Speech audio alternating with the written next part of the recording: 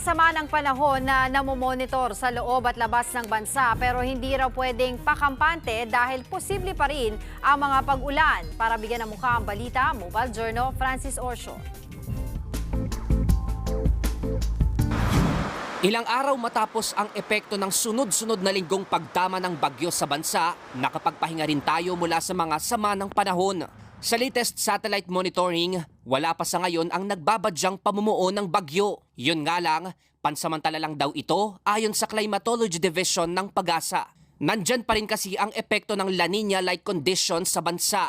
Ibig sabihin, kahit hindi opisyal na magdeklara ng La Nina ang PAGASA, naabot na raw ng Western Pacific Region o ang karagatan malapit sa Pilipinas ang criteria ng La Nina, kung saan may pagtaas ng temperatura ng dagat na hindi pangkaraniwang nangyayari. Kaya naman ramdam na ng bansa ang epekto ng La Nina ngayon. Ang full-blown La Nina kasi ay nangyayari kapag may pag-init sa West Pacific Region ng karagatan na malapit sa Pilipinas, habang may paglamig naman sa katubigan ng Eastern Equatorial Pacific Region.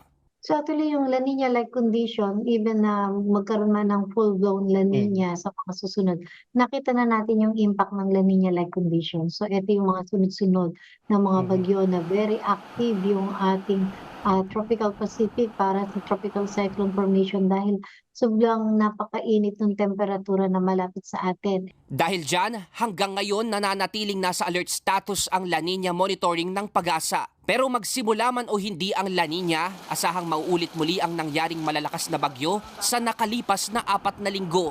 Nilinaw din ng PAGASA Climatology na kahit walang bagyong mabuo, posibleng mapalakas pa rin ng umiinit na karagatan ang northeast monsoon o amihan, shear line, low pressure area at iba pang weather systems na magdudulot ng malakas na ulan. Still, mas mataas ang tsansa ng above normal rainfall condition until February and March, actually until April.